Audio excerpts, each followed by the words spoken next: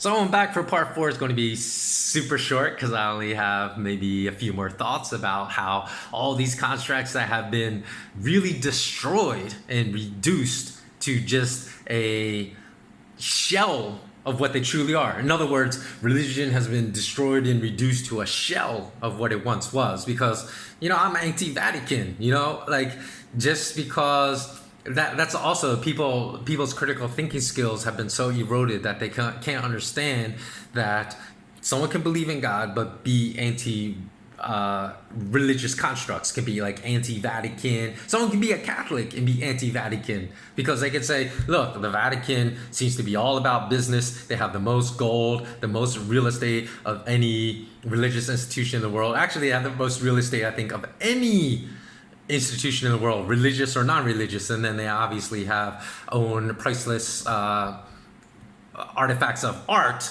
If you go to the city of Vatican, you'll see priceless art all over the place. So one might say, well, how is an institution that says, take care of the weary, the poor, the struggling, the starving, why are they one of the richest institutions of the world? That's a corruption, an absolute flipping of religion on its head. So you see what I mean? Like a lot of the constructs of religion, politics, education, food, even like nutrition and diet have all been flipped upside down. So when those in power try to turn us against us, we think we are, religion is terrible. Look at politics is terrible. Oh, look, free market capitalism, a construct that doesn't even exist anywhere in the world today, which I'm going to educate you on in my courses in Mala Mala Ma. These are constructs that it's so easy to turn us against. Oh, let's be a socialist because free market capitalism has failed. No, free market capitalism doesn't exist anywhere in the world. They've hollowed it out. So the type of capitalism that exists today, I wouldn't even call it capitalism because capitalism, you need free markets. So I would call it some type of crony, manipulated form of markets that exist today for the benefit of the 0.1% of the wealthiest people in the entire world that's enabled just 8 people to accrue the same wealth as half the world's population. That's billions of other people, and that is just insanity. I mean, a logical person could really understand the insanity that constructs that are seen as important in society have been completely hollowed out, corrupted, and basically destroyed. And that is how they're going to introduce the new world order. Oh, be anti-religious. Oh, be anti-free market capitalism. Oh, be anti... I don't know, what were some of the other constructs I mentioned? Well, they're not going to be anti-food, even though we don't have true nutrition and true food in our grocery stores anymore. But you get the idea. We've been taught to embrace the constructs that are really bad, such as academics, because it's been hollowed out and doesn't really promote true education anymore. And we've been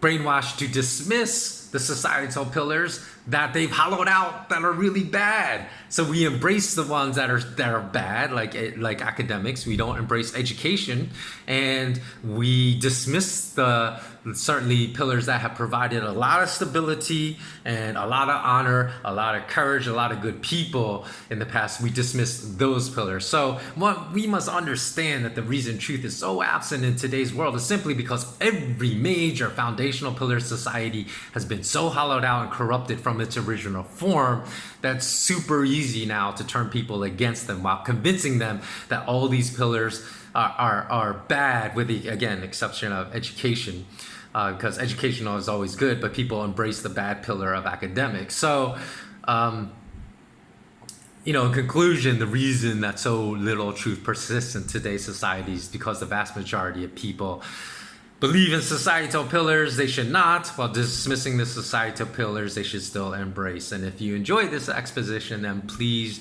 join my YouTube channel, Mala Mala Ma. Please come back within, I would say, the next 3 to 4 weeks and look up malamalama.com, MAALAMALAMA, Mala Mala Ma. If you want to know what that is, that's a Hawaiian word that means the exposition of truth, brilliance, and the clear understanding and perception of knowledge. because we have a lot of knowledge today, but like I said, the internet is almost like trying to find real knowledge on the internet is trying to find a needle in a haystack. Because if you look I even Googled, right, the definition. I said, what is a gold standard? And every single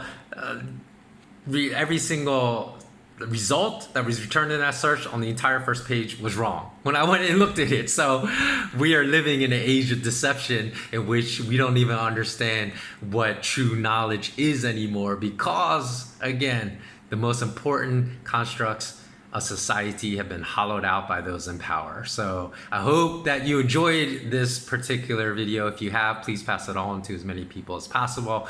And please do come back and subscribe to my Malama YouTube channel. Bless up, everyone.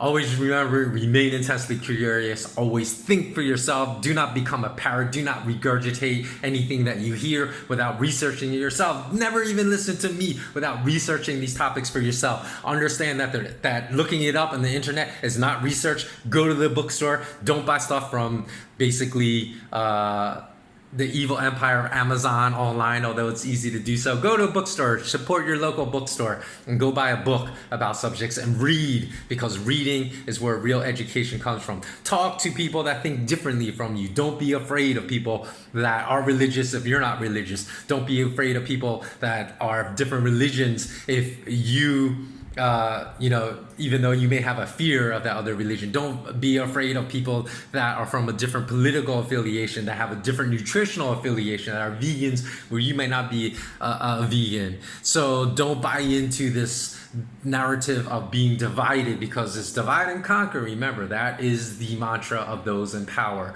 So we all have to learn, although some of us don't know how to debate things and disagree with people in a civil manner, that this is good practice then to talk about subjects in which you hold the completely opposite view from someone else. And you can't just talk to one, because maybe that person can articulate why you should be more open-minded. But you have to talk to many people, and the one person you talk to that can articulate that well, that is a real critical thinker, a real intellectual, then will open your mind. So always remember, curiosity did not kill the cat. Curiosity, the lack of curiosity only killed or only produced dumb, foolish people. So stay curious and bless up.